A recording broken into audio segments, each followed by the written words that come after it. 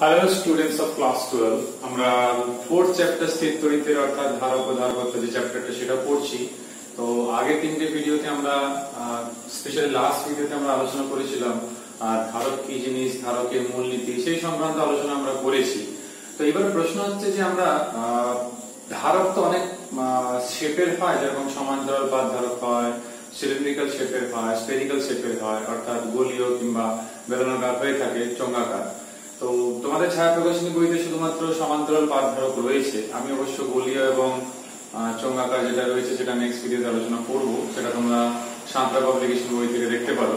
তো সেটা এইচএসএ সেরকম আসেনি, কিন্তু টেস্ট পেপারে যেহেতু রয়েছে সেই জন্য আমরা আলোচনা করে নেব। তো এই ভিডিওতে যেটা আমরা মূলত আলোচনা করব সেটা হচ্ছে সমান্তরাল পাত ধারকের ধারকত্ব নিয়ে। কারণ হচ্ছে এই সমান্তরাল পাত ধারকের ধারকত্ব খুবই গুরুত্বপূর্ণ পরীক্ষাতে থিওরি এবং অঙ্ক। আর সবচেয়ে বেশি ইউজ যেটা হয় সেটা হচ্ছে এই প্লেন প্যারালাল, অর্থাৎ আমরা যাকে বলি প্যারালাল প্লেট ক্যাপাসিটর কিংবা কন্ডেন্সারও বলে থাকি। তো এটা নিয়ে আমরা একটু অ্যানালাইসিস করব। তো এটা করার জন্য সবচেয়ে প্রথম যেটা আমাদের দরকার সেটা হচ্ছে যে দুটো একই রকম ধাতব পাত, একই নেচারের, সবগুলো একই, তাদের প্রস্থচ্ছেদের ক্ষেত্রফল অবশ্যই একই। এরকম দুটো পাত নিলাম, তাদের নাম দিলাম সাপোজ এ এবং বি। এবার স্বাভাবিকভাবে বুঝতেই পারছো এই যে দুটো পাত রয়েছে, একে যদি আমরা একটা আধান কিউ দিই, যেরকম তোমরা ছায়া প্রকাশনী বইতে 143 পেজে দেখতে পারো, সেখানে ক্যাপিটাল কিউ ইউজ করা হয়। তো স্বাভাবিকভাবে এটা যদি প্লাস কিউ হয় তাহলে ডেফিনেটলি এখানে মাইনাস কিউ হবে। আমি বাইরের দিকটা যেহেতু ভূ সংলগ্ন করছি যাতে করে ধারকত্ব বৃদ্ধি পায়, তো স্বাভাবিকভাবে বাইরের দিকে বিভব শূন্য হবে, কিন্তু ভিতরের পৃষ্ঠে অবশ্যই আধান থাকবে, সেই জন্য মাইনাস কিউ লিখে রাখলাম।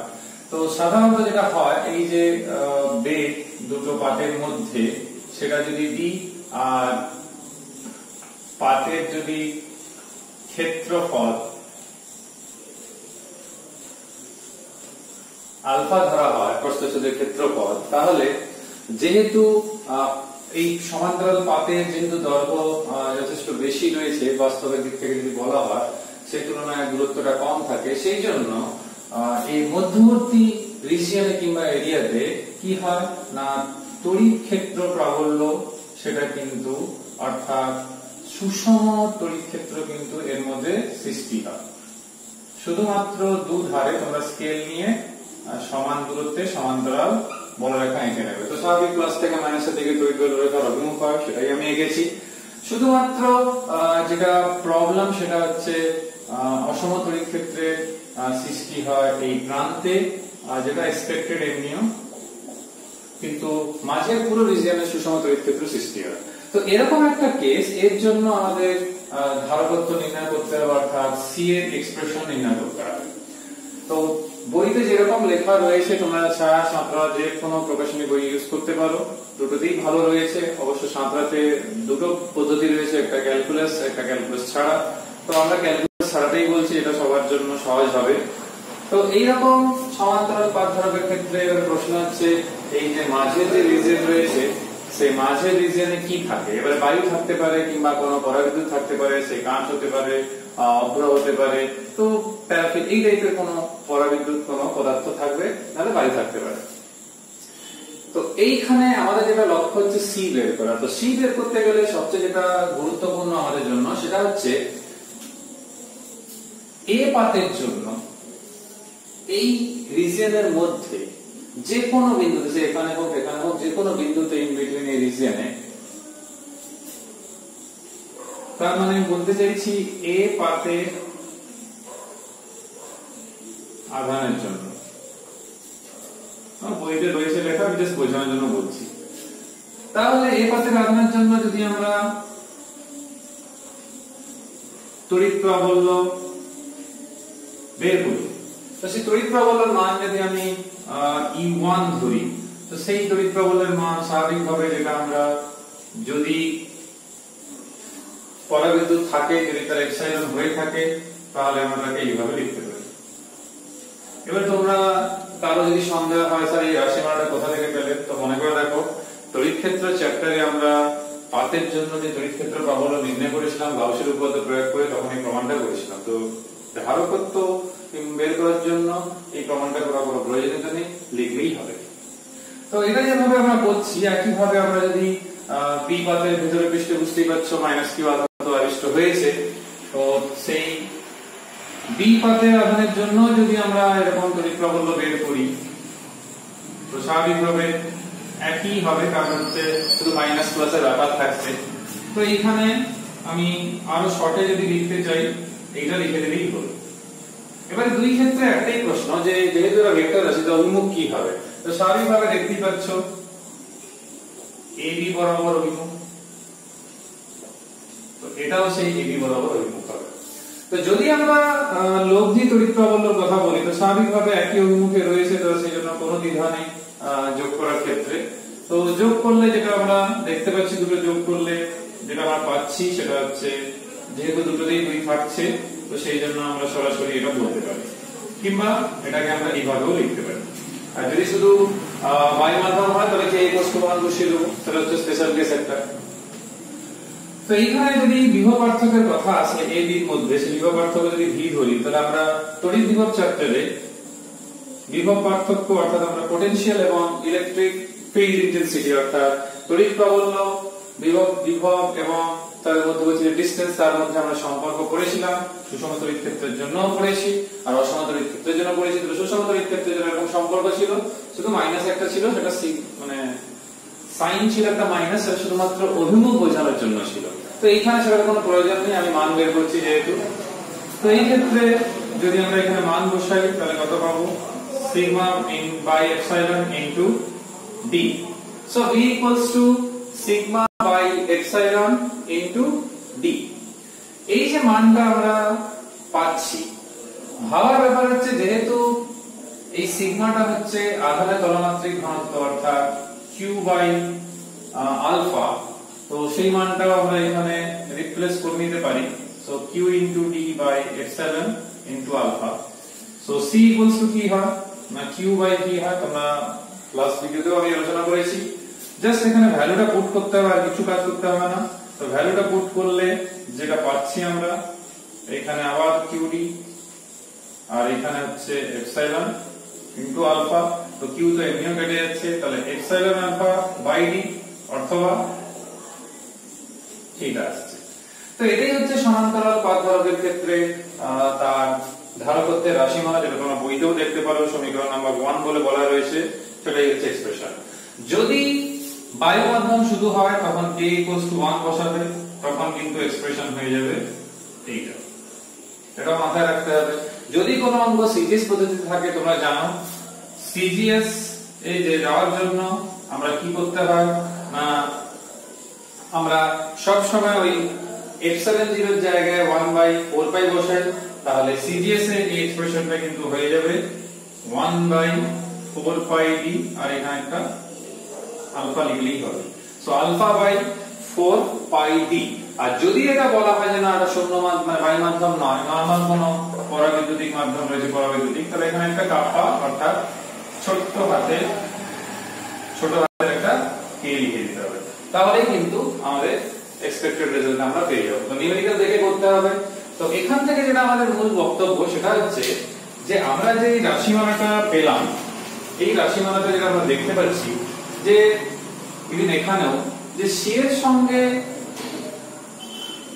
পরাবৈদ্যুতিক ধ্রুবকের একটা সম্পর্ক দেখতেই পাচ্ছ। তার মানে বেশি পরাবৈদ্যুতিক ধ্রুবকযুক্ত কোনো পদার্থকে যদি ভেতরে প্রবেশ করানো হয় তাহলে যত বেশি মান হবে, বায়ুর ক্ষেত্রে তার এক হচ্ছে সাপোজ কারো মান 10, যদি এটাকে প্রবেশ করিয়ে দিই তাহলে ধারকত্ব কিন্তু 10 গুণ বৃদ্ধি পেয়ে যাবে। যেরকম বিভিন্ন যুক্তি কিংবা বোধমূলক প্রশ্ন থাকে পরীক্ষাতে 1 মার্কসে। আর কি না আমাদের এই সি এর মান আর দুটো যে গুরুত্বপূর্ণ সবচেয়ে বেশি যে দুটোর উপর নির্ভর করে সেটা হচ্ছে পাতের ক্ষেত্রফল। পাতের ক্ষেত্রফল যদি বৃদ্ধি করা হয় তাহলে স্বাভাবিকভাবে সেই ক্ষেত্রে বিভবের মান কমে, কারণ স্বাভাবিক সি এর মান অর্থাৎ ধারকত্বের মান কিন্তু বাড়ে। আর পাতের মধ্যবর্তী যে দূরত্ব সেটা যত বাড়াবে তত ধারকত্ব হ্রাস পাবে, আর যত কমাবে তত ধারকত্ব কিন্তু কমবে। তো এই জন্য আমি বলবো যে কিভাবে নির্ভর করছে ধারকত্ব এই প্রস্থচ্ছেদের ক্ষেত্রফলের উপরে পাতের এবং পাত দুটির মধ্যে দূরত্বে, সেটা কিন্তু তোমরা এই রিলেশন দিয়ে করতে হবে। এই ফর্মুলা দিয়ে অঙ্কগুলো রয়েছে, পরের পেজে উদাহরণগুলো রয়েছে, সেটা আমি নেক্সট ভিডিওতে তোমাদের বলেও দেবো কোথায় রয়েছে। তো এইটা একটু মনে রাখতে হবে, এটা তোমরা বইতেও দেখতে পারো 143 পেজে নিচের দিকে রয়েছে। তো এখানে মাধ্যম একটা গুরুত্বপূর্ণ ব্যাপার, তার কারণ হচ্ছে মাধ্যমে পরাবৈদ্যুতিক ধ্রুবকের মান যত বেশি হবে তত গুণ কিন্তু বৃদ্ধি পেয়ে যাবে বায়ুর সাপেক্ষে একটা ধারকের ধারকত্বের মান যত থাকে। তো এটা তো আমরা একটা সমান্তরাল পাত ধারকের জন্য করলাম, কিন্তু এখানে দেখতে পাচ্ছি দুটো পাত রয়েছে। তো যদি কোনো কেস এরকম এরাইজ করে, সাপোজ ধরো এরকম কোনো কেস যেখানে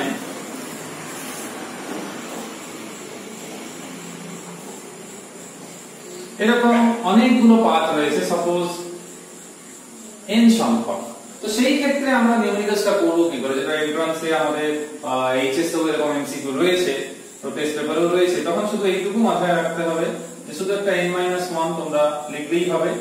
আর যদি আমি পরাবৈদ্যুতিক মাধ্যম ধরি তাহলে কি লিখতে হবে, তাহলে n-1 ইনটু বাকিটা সেম থাকছে। তো যদি 50টা পাত হয় তাহলে 50-1, তাহলে বাকিটা যেরকম ছিল শুধু গুণ করে দিলেই হলো। তো এটাকে মনে রাখতে হবে। এবারে আমরা এই ভিডিও যেটা নেক্সট টপিক এবং লাস্ট টপিক সেটাতে চলে আসি, সেটা হচ্ছে যে আমরা একটা মিশ্র পরাবৈদ্যুতিক কোন পদার্থ রয়েছে, অর্থাৎ বলতে পারি এই পাতের মধ্যে একটি টাইপের পদার্থ তো আমরা করলাম। এই পাতের ধরো দুটো রিজিয়ন যদি আমি ধরি, একটা রিজিয়নে থাকছে হয়তো K1 পরাবৈদ্যুতিক ধ্রুবকযুক্ত পদার্থ আর আরেকটা থাকছে K2 পরাবৈদ্যুতিক ধ্রুবকযুক্ত পদার্থ। তো এটাও যথেষ্ট গুরুত্বপূর্ণ এন্ট্রান্স এবং এইচএস এর জন্য ডেরিভেশন এবং অঙ্ক। তো এটা তোমাদের বইতে 144 পেজে রয়েছে। তো এই কেসটা আমরা কিভাবে হ্যান্ডেল করব, না এইটা হ্যান্ডেল করার সময় এইগুলো তো সবই সেম থাকছে, তো আমি এটা রাখলাম কারণ এটা তো এমনিও আমি কম্পেয়ার করতে পারবো। শুধু যে চেঞ্জেসটা হচ্ছে সেটা আমি বলি, সেটা হচ্ছে যে ধরো আমি পাতটা এরকম ধরলাম, তো এই পাতের মধ্যে যে ঘটনাটা ঘটবে সেটা হচ্ছে সেরকমই এ আর বি আমি নাম দিলাম, সেটাতেও কোনো চেঞ্জ নেই।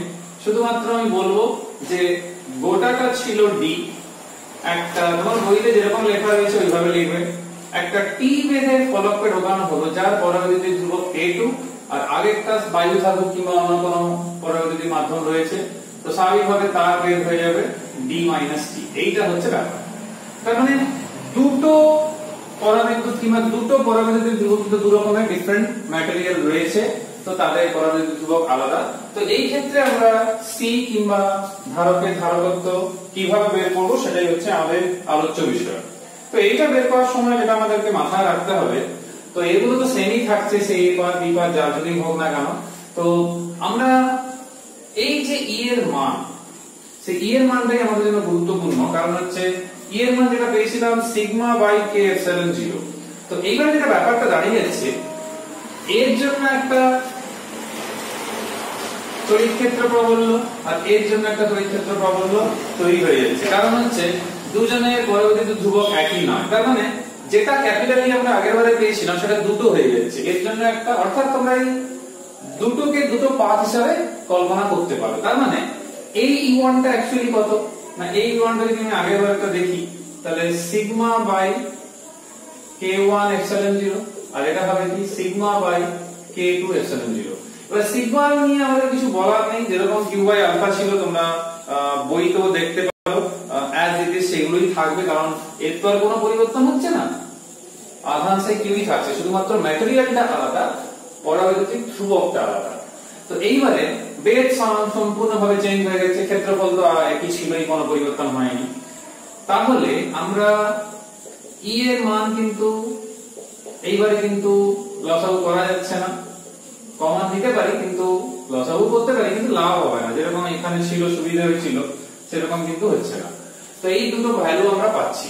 তো তোমরা এটাও জানো যে ভি যেটা হয় সেটা ই ইনটু ডি হয়, অর্থাৎ বিভব পার্থক্য যেটা আমি একটু আগে বলেছিলাম বিভবের মানের সঙ্গে যে সম্পর্ক, আমি রিপিট করছি না, সেই জিনিসটাই থাকছে। তো এখানে যেটা ব্যাপার দাঁড়াচ্ছে এবারে কি, না আমরা ই এর এক্সপ্রেশন আমাদের কাছে রয়েছে, আমরা চাইলে এটাকে কমনও নিয়ে নিতে পারি। তো এরকম যদি আমরা কমন নিয়ে নিই তাহলে এখানে আমরা ডি চলে আসছে। তো এবার আমরা যেটা জিজ্ঞেস করেছিল এখানে কি, না দুটো নিয়ে এখানে একটা ছোট্ট মিস্টেক করা হয়েছে, আমি জেনেই করেছি, সেটা বলি কি মিস্টেক, সেটা যে এইখানে যে সরাসরি আমি v সমান e ইনটু d ব্যবহার করব, অবশ্যই ব্যবহার করব, কিন্তু এখানে d তো হচ্ছে না, কারণ d নিয়ে পুরো মিডিয়ামটা না ধরা হচ্ছে না। তখন আমাদের কি করতে হবে? আমাদের করতে হবে এটা যে v সমান e ইনটু d অবশ্যই হবে, কিন্তু যেটা ঘটনাটা যেটা হচ্ছে সেটা হচ্ছে কি না, প্রথমত যে জিনিসটা আমাদের থাকছে সেটা কি না, আমাদের v1 v2 বলে দুটো বের করে নিতে পারলে ভালো হয়, অর্থাৎ এর জন্য একটা এর জন্য একটা। তাহলে আমি বলতে চাইছি এটা যে v সমান তাহলে দাঁড়াচ্ছে e1 অর্থাৎ এইটা, এটা হচ্ছে সবচেয়ে প্রথম। এবারে এইটা ছিল মোট তড়িৎ ক্ষেত্র ছিল, তো মোট তড়িৎ ক্ষেত্র আমাদের কোনো কাজে লাগছে না, তার কারণ হচ্ছে দুটোর বেদ আলাদা রয়েছে, তো সেই জন্য আমরা এমনি কিছু কাজে লাগাতে পারছি না। তাহলে e1 মানে এইটা আর e2 মানে এইটা। তাহলে v সমান কত হবে না v1 প্লাস v2। তো v1 কত না, v1 হচ্ছে e1 into d minus d, আর v2 কত না এর জন্য e2 ইনটু t। যদি আমরা এখানে এক্সপ্রেশনটা দেখি তো sigma by k1 epsilon 0 d minus t, আর এখানে হচ্ছে sigma by k2 epsilon 0 into t। এই যে এক্সপ্রেশনটা আমাদের কাছে থাকছে, আমরা জানি আবার c সমান q বাই v হয়, আবার q সমান সেটাও জানি আমরা সিগমা ইনটু আলফা। তো এইখানে যদি আমরা লক্ষ্য করে দেখি সিগমা বাই এপসিলন 0 কমন থাকছে, এইটা হচ্ছে, আর এইখানে একটা t থাকছে t বাই k2। এখানে সিগমা সিগমা ক্যান্সেল আউট হয়ে যাচ্ছে, তোমরা সেটা দেখতে পাচ্ছ, যেটা থাকছে alpha epsilon 0 d minus t by k1 plus t by k2। Actually যদি বলা হয় এসআই তে কিন্তু এটাই রাশিমালা বলতে গেলে। তোমরা দেখতে পারো তোমাদের টেক্সট বইতে ইকুয়েশন নাম্বার 2 তে এরকমই রয়েছে, কিন্তু ব্যাপার হচ্ছে কিছু অঙ্ক থাকে যেখানে ধরো একটা বায়ু মাধ্যম কি তার কিছু মান দেওয়া রয়েছে, সাপোজ এই ফার্স্ট পার্টটা এটা হচ্ছে বায়ু মাধ্যম। তো যদি এটা বায়ু মাধ্যম হয় তাহলে c ইকুয়ালস টু কি দাঁড়াবে না আলফা এপসিলন 0 k1 এর জায়গায় 1 বসাতে হবে, তাহলে d minus t plus t by k2 ছিল, সেই k2 কে আমরা শুধু k ধরে নিলাম, তাহলে d minus t plus t by k। তো এইখান থেকে alpha epsilon 0 d minus t 1 minus, এখান থেকে যেহেতু আমরা t টাকে কমন নিয়ে নিয়েছি, তো এরকম একটা টার্ম আসছে। আমরা তো তোমরা বইতেও দেখো d মাইনাস t টা যেহেতু আমি কমন নিয়েছি বইতে নেয়নি, এরকম একটা ব্যাপার। তো এখানে দেখো এই যে মানটা, এই মানটা কিন্তু অলওয়েজ পজিটিভ মান। কেন? k এর মান 1 এর থেকে বেশি, বায়ুর ক্ষেত্রে শুধু 1 হয়, বাকিদের ক্ষেত্রে 1 এর থেকে বেশি যে কোনো পরমাণু পদার্থের ক্ষেত্রে। তো d মাইনাস একটা কোয়ান্টিটি পজিটিভ কোয়ান্টিটি, তার মানে ইফেক্টিভলি যে দূরত্বটা d সেটা ইফেক্টিভলি যেন কমে যাচ্ছে, বাস্তবে কমছে না কিন্তু গাণিতিক ভাবে বলছি। কেন কমে যাচ্ছে না? এই পরাবিদ্যুতের উপস্থিতির জন্য। তার মানে এটা বলতে পারি যে d মাইনাস সামথিং, তাহলে আমরা দেখেছিলাম c প্রপোর্শনাল টু 1/d, তার মানে d যেহেতু ইফেক্টিভলি কমে যাচ্ছে আগের তুলনায় মানের তুলনায়, সেই জন্য কিন্তু c এর মান বৃদ্ধি পাচ্ছে। তোমরা বইতেও দেখবে লক্ষ্য করে পরিষ্কারভাবে বলা রয়েছে যে যেহেতু ধনাত্মক রাশি সেই জন্য ধারকত্ব বৃদ্ধি পাচ্ছে। তার মানে কি, যেটা এই টার্মটাকে এইভাবে লেখা হচ্ছে, তার মানে কি কতটা পরিমাণ ইফেক্টিভলি ডিসটেন্স তাদের মধ্যে কমে যাচ্ছে, সেটা হচ্ছে t minus t by k। এবারে যদি না থাকতো তাহলে আগের মতোই হতো, তার মানে ধারকত্ব আলটিমেটলি বৃদ্ধি পাচ্ছে। ওই লেখাটাই তোমরা দেখতে পাবে 144 পেজে নিচের দিকে। আর এই কথাটাও মাথায় রাখতে হবে, যেহেতু এখানে ধারকত্বের মান বেড়ে গেছে, কেউ যদি বলে না আমার যতটা ধারকত্ব ছিল সেই ধারকত্বটাই বজায় রাখতে চাই, তখন কি করতে হবে, তাকে এই পরিমাণের দূরত্ব দুই পাতের মধ্যে বৃদ্ধি ঘটাতে হবে, তাহলে কিন্তু আগের মানে চলে আসবে, না হলে কিন্তু মান বেড়ে যাবে। এরকম কিছু অঙ্ক হতে পারে এখানে দুটোর বেশি ধরো n সংখ্যক রয়েছে। তো এরকম যদি কোনো প্রশ্ন হয় তোমরা তখন কাজ করবে এই ফর্মুলাটাকেই ডেভেলপ করে নিতে হবে। কিরকম না, সবার ক্ষেত্রফল যদি সেম ধরি আমি, তাহলে এরকম তোমরা করে নেবে।